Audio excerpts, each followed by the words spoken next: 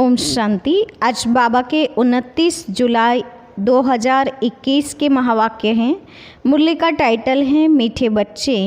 यह भारत भूमि निराकार बाप की जन्मभूमि है। यहाँ ही बाप आते हैं तुम्हें राजयोग सिखलाकर राजाई देने, तुम्हारी सेवा करने। प्रश्न है, शिव बाबा अपने हर एक बच्चे से कौन सी प्रतिज्ञा कराते हैं? उत्तर है, मीठे बच्चे प्रतिज्ञा करो कि बाबा हम कोई भी विकर्म नहीं करेंगे। 5 विकारों का हम दान देते हैं। अंदर में डरना नहीं चाहिए। अगर हम दान देकर फिर वापस लेंगे तो बहुत पाप बन जाएगा, जिसकी कड़ी सज़ा खानी पड़ेगी। हरिश्चंद्र की कहानी भी इसी पर बनी हुई है। ओम शांति। यह बच्चों की है गॉडली स्टूडेंट लाइफ। बच्चे जानते हैं कि हम उनके पास आए हैं। वही कल्प कल्प भारतवासी बच्चों को आकर राज्य भाग्य देते हैं। भारत में ही आते हैं ना। यह भारत भूमि है। अपनी भूमि पर बहुत प्यार रिगार्ड होता है। जैसे कोई विलायत का बड़ा आदमी यहाँ मरता है तो उनको विलायत ले जाते हैं, अथवा यहाँ का कोई बड़ा आदमी विलायत में मरता है तो उनको यहाँ ले आते हैं। अपनी भूमि का मान रखते हैं। भारत को कहा जाता है भगवान की जन्मभूमि। यह भी जानते हो जिसको भगवान अथवा अल्लाह परमात्मा कहते हैं, उनके सामने अभी तुम बैठे हो। नाम तो ज़रूर चाहिए ना। अल्लाह कहते हैं तो लिंग की पूजा करते हैं। ईश्वर अथवा खुदा कहते हैं तो ज़रूर उनकी निशानी चाहिए। लिंग को सब तरफ पूजते हैं। चित्रों में भी आजकल देवताओं के आगे परमपिता परमात्मा का चित्र लिंग दिखाते हैं। वह है सबसे ऊंच। उनको अपना शरीर नहीं है, इसलिए निराकार कहा जाता है, साकार नहीं है।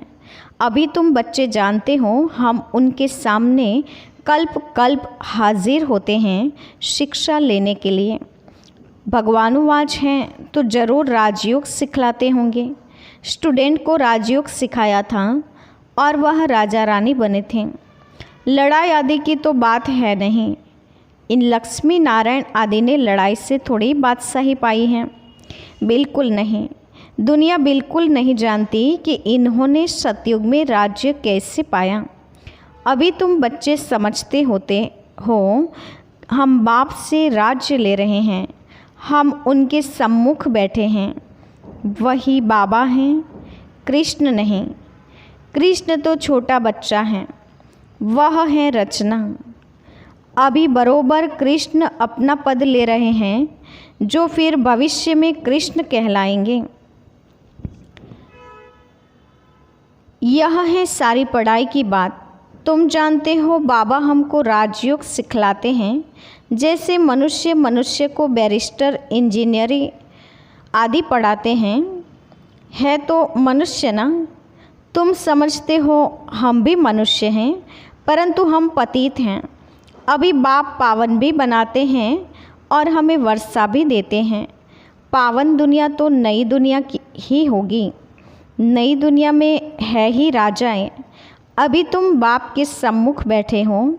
जैसे लौकिक बाप बच्चों को प्यार से बैठ समझाते हैं, यह है पारलौकिक विचित्र बाप, जिसके लिए तुम गाते आए हो त्वमेव माताश्च पिता त्वमेव।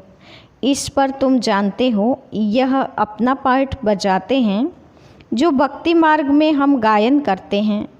हम कहते तो शिव बाबा के पास आए हैं।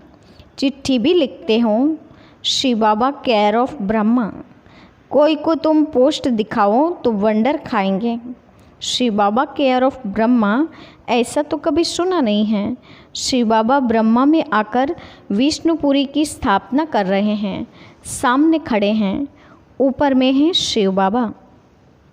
शिव बाबा ने ब्रह्मा द्वारा स्थापना की थी, अब फिर से कर रहे हैं। यह है प्रवृत्ति मार्ग। राज विद्या में भी बैरिस्टर पढ़ाते हैं तो मेल फीमेल दोनों पढ़ते हैं। फीमेल भी जज बैरिस्टर डॉक्टर आदि बनती हैं। यह भी प्रवृत्ति मार्ग है। सन्यासियों का है निवृत्ति मार्ग।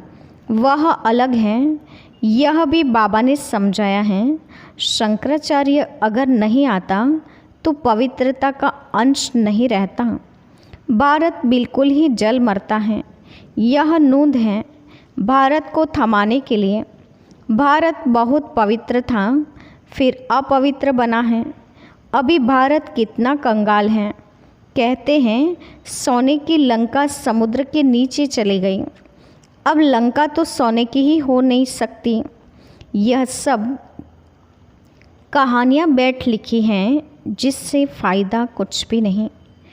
तुम बच्चे जानते हो बरोबर बाबा हमको बिल्कुल सहज याद के बल से कितना ऊंच बनाते हैं।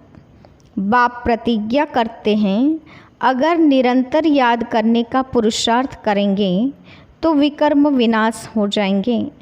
भक्ति मार्ग में भी याद करने का पुरुषार्थ किया है ना।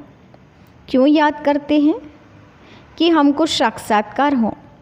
ऐसे नहीं याद करते कि कृष्णपुरी में हमको बादशाही मिल जाए, व हम नर से नारायण बन जाएं।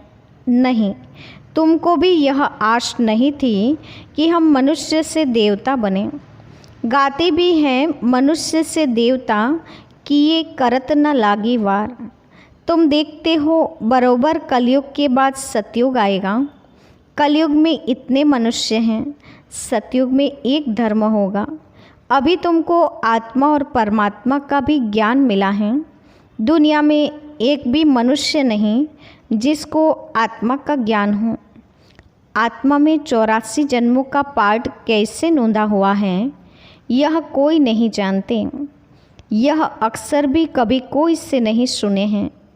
बाप तो हैं ज्ञान का सागर, पतित पावन निराकार। तुम जानते हो हमारी आत्मा अब पाप आत्मा से पुण्य आत्मा बन रही हैं। सतयुग में तो हैं सब पुण्य आत्माएं, यहाँ हैं पाप आत्माएं। ऐसे नहीं कि बहुत दान पुण्य करने वाले को पुण्य आत्मा कहा जाता है। नहीं, पुण्य आत्मा होते ही हैं सतयुग में। यहाँ जो मनुष्य दान पुण्य करते हैं उनको पुण्य आत्मा समझते हैं। वहाँ तुमको दान पुण्य आदि करने की दरकार नहीं रहती। वहाँ गरीब कोई होता ही नहीं। तुम वहाँ सदैव के लिए पुण्य आत्मा हो ही। तुम तन मन धन सब बेहद के बाप अर्थ देते हो, जिसको बलिहार जाना कहा जाता है। बाप कहते हैं पहले मैं बलिहार जाता हूँ व तुम।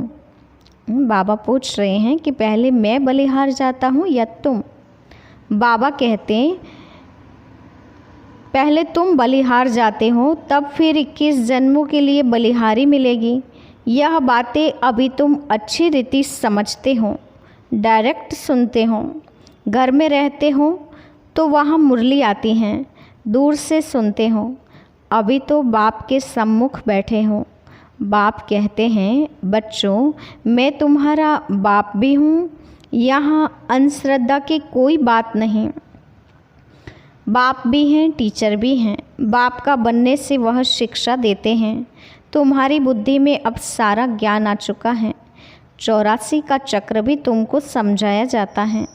जो 84 जन्म लेने वाले नहीं होंगे वह समझेंगे भी नहीं। तुम समझते हो बरोबर हम 84 का चक्र लगाकर अब वापस जाते हैं। बाप कहते हैं तुम आत्मा अशरीरी आई थी, फिर अशरीरी होकर वापस जाना है। तुम पवित्र आत्माएं होकर जाती हो। पवित्र बनने के लिए तुम पुरुषार्थ कर रहे हो। योग बल अर्थात याद बल से तुम पवित्र बन जाएंगे। योग अक्षर शास्त्रों का है, राइट अक्षर हैं याद। स्त्री को पति की अथवा पुरुष को पत्नी की याद रहती है ना। योग का अर्थ ही है याद। बाप भी कहते हैं मामेकम याद करो और संग बुद्धि योग तोड़ मुझ अपने बाप के साथ बुद्धि योग जोड़ो। याद करो, जितना याद करेंगे उतना तुम्हारे विकर्म विनाश होंगे। बरोबर भारत को कल्प कल्प वर्षा मिलता है। शिव जयंती भी मशहूर है। जैसे बुद्ध क्राइस्ट आदि की जयंती हैं, वैसे निराकार शिव की जयंती हैं। वह ऊंचते ऊंच हो गया। कृष्ण जयंती भी मशहूर है, परंतु वह क्या आकर करते हैं यह किसको भी पता नहीं है। कृष्ण सतयुग का प्रिंस था, जरूर उनको कोई ने ऐसा कर्म सिखाया होगा जो सतयुग का प्रिंस बना है। छोटा बच्चा तो पवित्र ही है, वहाँ विकार की कोई बात नहीं होती है, बच्चा शुद्ध रहता है। भगवान तो एक ही निराकार हैं, गॉड इज़ वन, बाकी सारी है रचना। रचना से कभी रचना को वर्षा नहीं मिल सकता है, वर्षा तो बाप से ही मिलेगा। भाई को भाई से वर्षा नहीं मिल सकता। तुम सब भाई भाई हो, ब्रदरहुड कहते हैं ना। बाप तो एक ही हैं, वर्षा बाप से मिलेगा। सर्व भाइयों का सद्गति दाता एक बाप हैं। सभी आत्माओं को बाप से वर्षा मिल रहा है। बाप कहते हैं मैं आत्माओं को आकर पढ़ाता हूँ, आत्माओं को सद्गति देता हूँ। बाप बैठ राजयोग सिखलाते हैं। इस पढ़ाई का पद तुमको यहाँ नहीं पाना है। वह बैरिस्टर आदि इस जन्म में बनते हैं, फिर दूसरा जन्म लेकर फिर से पढ़ेंगे। तुम जानते हो इस पढ़ाई से हम 21 जन्म के लिए प्रारब्ध पाते हैं। वहाँ सतयुग में डॉक्टर आदि कोई होते नहीं, वहाँ बीमारी ही नहीं होती। वहाँ तुम गर्भ महल में रहते हो, यहाँ गर्भ जेल में रहते हो, जहाँ बहुत सजाएं मिलती हैं। तब पुकारते हैं इस जेल से बाहर निकालो, हम फिर कोई भूल नहीं करेंगे।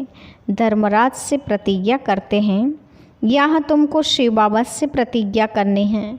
बाबा हम कभी विकर्म नहीं करेंगे, 5 विकार हम आपको दे देते हैं।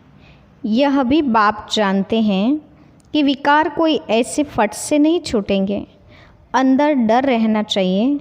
हम विकारों का दान देकर फिर लेंगे तो बड़ा पाप हो जाएगा। जैसे राजा हरिश्चंद्र का मिसाल है। बाप जानते हैं ऐसे नहीं कि 5 विकार झट से छूट जाते हैं, नहीं, इसमें टाइम लगता है। तुम्हारी कर्मातीत अवस्था होगी तब लड़ाई लगेगी। यह 5 विकार हैं बड़े दुश्मन, उसमें भी मुख्य एक है देह अभिमान। उसका दान देना कितना मुश्किल है। घड़ी घड़ी बाप कहते हैं अपने को आत्मा समझ मुझ बाप को याद करो, परंतु यह होता नहीं। देह अभिमानी बनने से फिर काम की चोट लगती है। देह अभिमान सबसे तीखा है। देही अभिमानी बनने की मेहनत है, मुख्य देह अभिमान आने से ही पाप हुए हैं।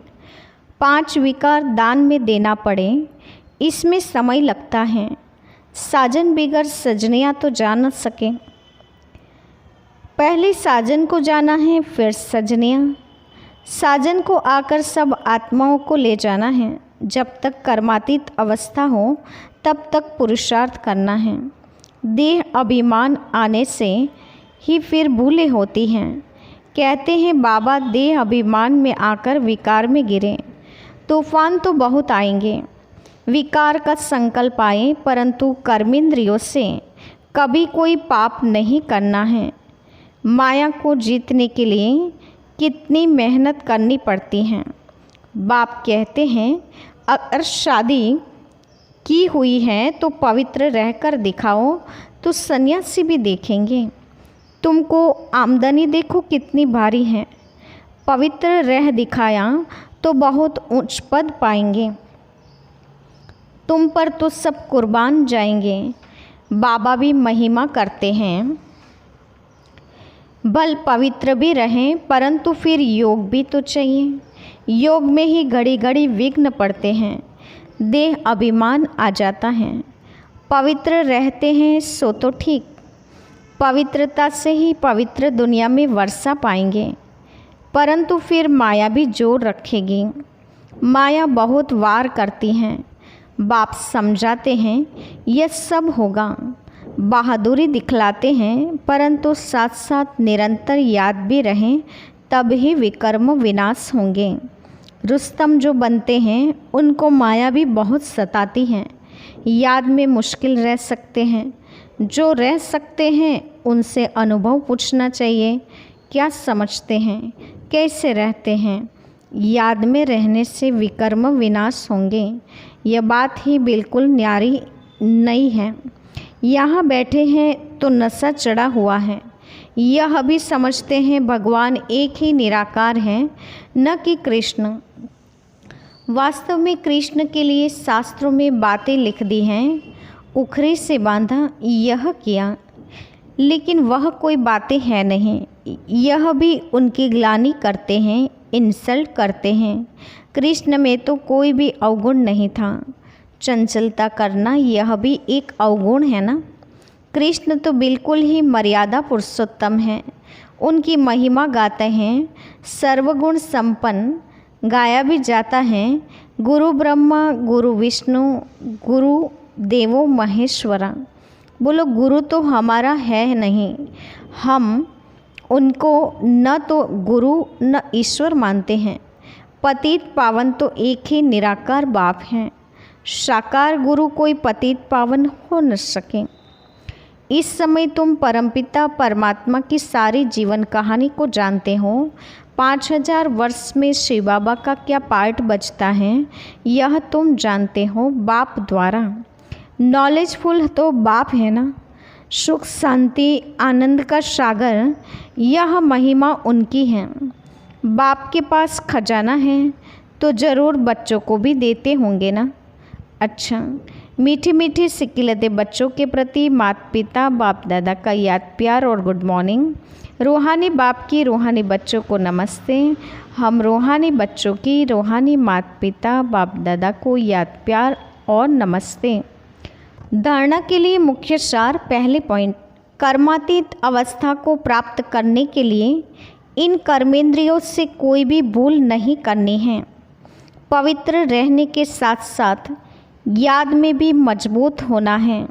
दूसरा, सदा पुण्य आत्मा बनने के लिए तन मन धन से बाप पर बलिहार जाना है। एक बार बलिहार जाने से 21 जन्म के लिए पुण्य आत्मा बन जाएंगे। वरदान है, उपराम और एवरेडी बन। बुद्धि द्वारा अशरीरीपन का अभ्यास करने वाले सर्व कलाओं में संपन्न भव। उपराम और एवरेडी बन। बुद्धि द्वारा अशरीरीपन का अभ्यास करने वाले सर्व कलाओं में संपन्न भव। विस्तार है, जैसे सर्कस में कला दिखाने वाले कलाबाज का हर कर्म कला बन जाता है, वे कलाबाज शरीर के कोई भी अंग को जैसे चाहे, जहाँ चाहे, जितना समय चाहे मोल्ड कर सकते हैं। यही कला है।